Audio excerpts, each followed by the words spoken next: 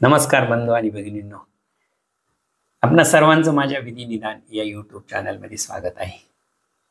मित्रांनो, आज आपण प्रेम विवाहावर बोलणार आहे. खरं तर विवाहाच्या संदर्भाने कायदा आहे.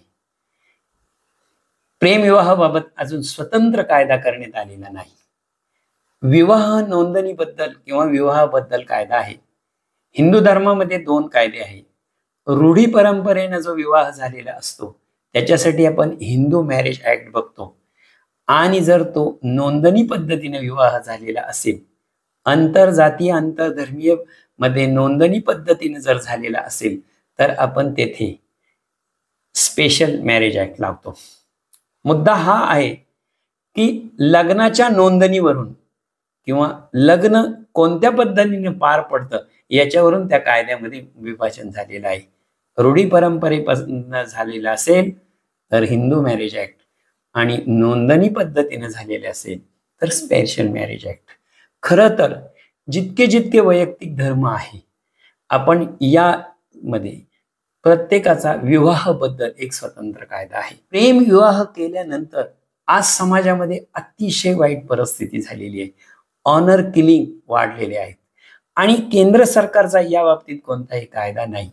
त्यामुळे काय करावं लागतं तर शक्ती वाहिनी ही जी नॉन गव्हर्नमेंट ऑर्गनायझेशन NGO यांनी सुप्रीम कोर्टामध्ये एक सिव्हिल रिट दाखल केलं, आणि त्या सिव्हिल रिटचा नंबर होता 231-10. ते जे सिव्हिल रिट आहे ते खंडपीठापुढे चाललं, आणि ते जे खंडपीठाचे 3 सदस्य होते, ते 3 सदस्यांमध्ये ते न्यायाधीश महोदय होते. त्यामध्ये आजचे जे सुप्रीम कोर्टाचे मुख्य न्यायाधीश आहे ते माननीय चंद्रचूड साहेब. दुसरे जे न्यायाधीश होते ते माननीय AM खानविलकर साहेब. तिसरे जे न्यायाधीश होते ते माननीय दीपकजी मिश्रा. अशा 3 सुप्रीम कोर्टाच्या न्याय महोदयांसमोर हा खटला चालला, आणि हा खटल्याचा निकाल जो झाला तो 27/3/2018 मध्ये झाला.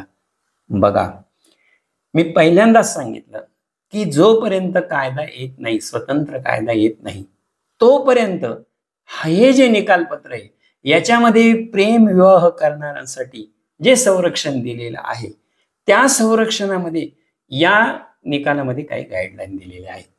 एकूण 55 पॅरेग्राफचं हे जजमेंट आहे, आणि 53 नंबरच्या पॅरेग्राफमध्ये माननीय सर्वोच्च न्यायालयानं काही गाईडलाईन्स दिलेल्या आहेत. त्या गाईडलाईन्स कोणत्या आहेत तर जे राज्य शासन आहे त्या राज्य शासनानं काय करावं तर राज्य शासनाने मागील 5 वर्षामध्ये असे प्रेमविवाह किती झाले, आणि त्या प्रेमविवाह झाल्यानंतर त्यांना मारपीट झाली किंवा त्यांचा छळ करण्यात आले असे एकूण प्रकरण किती आहे याची त्यांनी खास चौकशी करावी आणि त्याचा रेकॉर्ड ठेवण्यात यावा. ही पहिली गाईडलाईन आहे मागील 5 वर्षाबाबत. दुसरी जी गाईडलाईन ठेवलेली आहे त्याच्यामध्ये जात पंचायतीबाबत आहे. त्या जात पंचायती बाबत जर कुठे जात पंचायत घेणार असेल आणि अशा प्रेमी विवाह केलेल्या जोडप्याविरुद्ध जर काही एखादी पंचायत जात पंचायत बैठक होणार असेल तर त्या बैठकीची माहिती पोलीस स्टेशनला देणं किंवा जिल्हा अधीक्षक यांना देणं हे स्थानिक जे अधिकारी आहे यांच्यावर बंधनकारक राहील. आता तुम्ही म्हणाल स्थानिक अधिकारी कोण, तर अगदी गाव पातळीवर गेलं तर पोलीस पाटील आहे, गाव पातळीवर गेले तर तंटामुक्तीचे अध्यक्ष आहे.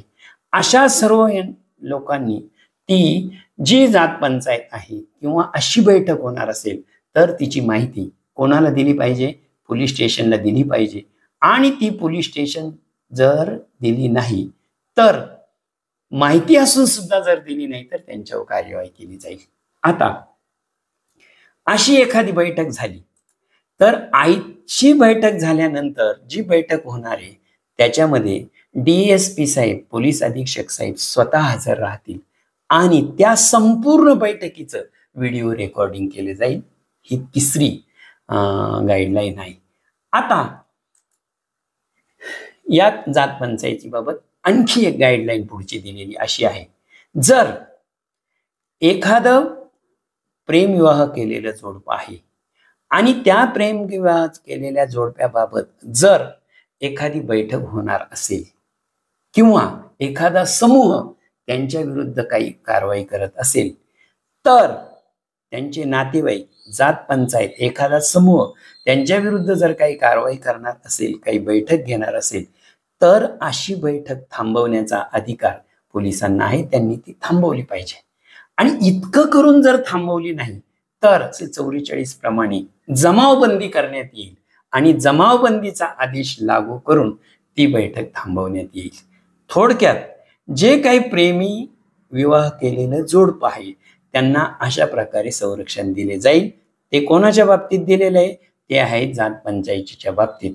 आता याच्यामध्ये आणखी एक महत्वाचं आहे, जी प्रेम विवाह केलेले आहे त्यांची काही थोडीफार कायदेशीर तपासणी केली जाईल. ते म्हणजे त्यांनी वयाची अट पूर्ण केलेली पाहिजे. त्या देशामधल्या कायद्याप्रमाणे, आपला भारत देश आहे तर तुमचं विवाहासाठी 21 वर्ष पूर्ण झालं पाहिजे आणि मुलीचं वय 18 वर्ष पूर्ण झालेलं पाहिजे. ते जर अज्ञान असतील, 18 वर्षापेक्षा कमी असतील आणि ते जर 21 वर्षापेक्षा कमी असतील तर मात्र त्या दोघांवरती कारवाई होईल. लक्षात ठेवा, त्यांनी लग्न करून देणाऱ्यांवरही कारवाई होईल. म्हणजे हा महत्वाचा भाग आहे की त्यांची जी कायदेशीर, लग्नासाठी जी कायदेशीर पूर्तता आवश्यक आहे ती त्या जोडप्याची तपासली जाईल. आता पुढची जी गाईडलाईन आहे, मी 4 गाईडलाईन सांगितल्या तुम्हाला. कशाबद्दल सांगितल्या? या गाईडलाईन जात पंचायतीबाबत आणि राज्य शासनाबाबत सांगितल्या. आता जे केंद्राचं गृह मंत्रालय आहे आणि राज्य सरकारचं मंत्रालय आहे, त्या केंद्राचं आणि राज्य सरकारचं जे मंत्रालय आहे त्या मंत्रालयाकडून असे जे जात पंचायत, ऑनर किलिंग, त्यानंतर त्या जोडप्याचा छळ करणं, याच्यासाठी उपाययोजना केल्या जातील. कोणाकडून? राज्य शासन. आता राज्य शासनाकडून आणि केंद्र शासनाकडून. बघा, केंद्र सरकारमध्ये सुद्धा गृह मंत्रालय आहे आणि राज्य शासनाकडे सुद्धा गृह मंत्रालय असतं. म्हणजे हे दोन्ही जे मंत्रालय आहे यांनी संयुक्त कारवाई करायची किंवा संयुक्त प्रयत्न करायचे दोन्ही मंत्रालयांनी. कशाली करावे? तर त्या ऑनर किलिंग थांबवण्यासाठी, प्रेमी जोडप्याला त्रास देण्यासाठी, किंवा असं जे जोडपं आहे त्यांच्या विरुद्ध जर समाज, त्यांच्या विरुद्ध त्यांचा एखादा समाजातील गट, त्यांची जात पंचायत, धर्म, इतर जर त्यांच्या विरुद्ध कारवाई करीत असेल तर ती प्रतिबंध करण्यासाठी त्यांनी अशी उपाययोजना करावी. पुढची राज्य शासनावर जी जबाबदारी टाकण्यात आलेली आहे ती प्रशासनावर आहे की जर अशी प्रेमी विवाह असेल आणि ते जर शरण आले, लक्षात घ्या, शरण आले तर काय? तर प्रशासनानं त्यांना सुरक्षित ठिकाणी ठेवण्याची व्यवस्था केली पाहिजे. ही कोणाची जबाबदारी आहे? ही राज्य सरकारची जबाबदारी आहे. त्यांना संरक्षण देणं आणि त्यांना सुरक्षित ठेवणं ही कोणाची? राज्य शासनाची जबाबदारी आहे, प्रशासनाची जबाबदारी आहे की त्यांना जिल्ह्याच्या ठिकाणी एखादं सेफ होम तयार करावं आणि त्या सेफ होम मध्ये त्यांना ठेवण्यात यावं. सेफ होमचा कालावधी आहे तो 1 महिन्याचा राहील, परंतु जर त्यांच्या जीवाला किंवा जीविताला धोका असेल तर तो काळ जो आहे तो 6 महिन्याचा वाढवता येईल. आता 6 महिन्यापेक्षाही जर एखाद्याला भीती वाटली तर नीट लक्षात घ्या, पहिल्यांदा 1 महिना, नंतर 6 महिने आणि तो जास्तीत जास्त 1 वर्षभर तो कार्यकाळ ठेवला जाईल. आता त्यांना सुरक्षा दिल्यानंतर जे स्थानिक पोलीस स्टेशन असतं किंवा स्थानिक प्रशासन असतं त्यांनी त्यांच्या नोंदी ठेवल्या पाहिजे आणि त्यांना संरक्षण दिलं पाहिजे. त्यांचं संरक्षण दिल्यानंतर त्यांच्या जीवनाची हमी, आता थोडक्यात त्यांना संरक्षण देऊन त्यांच्या जीवनाची हमी, थोडक्यात त्यांना संरक्षण दिलं पाहिजे. काही जीवनाची जगण्याची कोणी हमी घेत नाही, तरी सुद्धा त्यांना जगण्यासाठी तुम्ही सुरक्षित वातावरण तयार करून देणं ही प्रशासनाची जबाबदारी राहील. ही एक महत्वाची गाईडलाईन त्याच्यामध्ये दिलेली आहे. आता बघा, राज्य सरकारवर जबाबदाऱ्या पाहिल्या आपण, सामाजिक जबाबदाऱ्या पाहिल्या. आता पुढची जी जबाबदारी आहे ती जबाबदारी काय आहे? एखादी गोष्ट आहे, एक लक्षात ठेवा,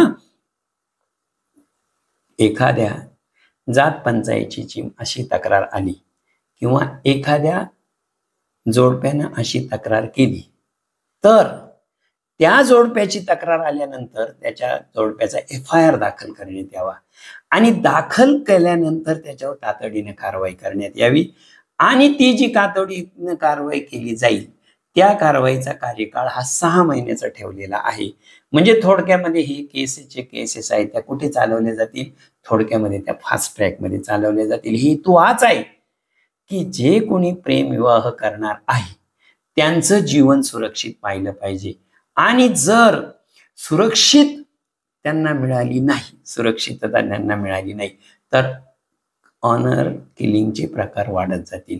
आता जर अशी ऑनर किलिंगची तक्रार आली, नीट लक्षात घ्या, मी तुम्हाला सांगितलं ऑनर किलिंगची तक्रार आली तर तो काय असतो, त्याच्यामध्ये कोणाचा तरी बळी केलेला असतो. तर अशा ज्या तक्रारी आहे त्या सर्वच्या सर्व तक्रारी फास्ट ट्रॅक कोर्टामध्ये चालवल्या जातील आणि त्याच्यावर निर्णय हा 6 महिन्याच्या आत दिला जाईल. या अशा काही विशेष तरतुदी हा प्रेमविवाह करणाऱ्यांसाठी दिलेल्या आहेत. आता मुद्दा मला हा सांगायचा आहे की हे जे जजमेंट आहे सर्वोच्च न्यायालयाचं, या जजमेंटमध्ये मूळ ज्या जजमेंटची जी सुरुवात झालेली आहे ती लिबर्टी शब्दापासून झालेली आहे. नीट लक्षात घ्या, लिबर्टी शब्दापासून. Taking in the words in the concrete sense, ability to choose. एखाद्याची निवड करणं हे ज्याचं त्याचं वैयक्तिक स्वातंत्र्य आहे. मग त्या जोडप्याने एकमेकाची निवड केलेली आहे आणि त्यांनी विवाह केलेला आहे. खरं तर समाजाचा त्यांनी काहीही तोटा केलेला नाही. तरी सुद्धा स्वातंत्र्याचा विचार केला तर स्वातंत्र्याचा विचार करताना या जजमेंटची सुरुवातच अशी झालेली आहे. स्वातंत्र्य हा शब्द त्याच्या ठोस अर्थाने घेणे म्हणजे त्याची निवडण्याची क्षमता. स्वातंत्र्य या शब्दाचाच अर्थ आहे की आपला जोडीदार आपण निवडावा आणि जर तुम्ही त्यांचा जोडीदार त्यांच्या मनानं निवडलेला असेल आणि ते भावी भविष्य त्यांचं सुखात जर जगणार असेल तर त्यांच्या जीवनात हस्तक्षेप करण्याचा अधिकार कोणालाही नाही. हा एक हेतू ठेवून हे जजमेंट सर्वोच्च न्यायालयाने दिनांक 27/3/2018 रोजी दिलेलं आहे. मला वाटतं हे जे जजमेंट आहे शक्ती वाहिनी विरुद्ध युनियन ऑफ इंडिया, खरं तर 55 पॅरेग्राफचं जजमेंट आहे.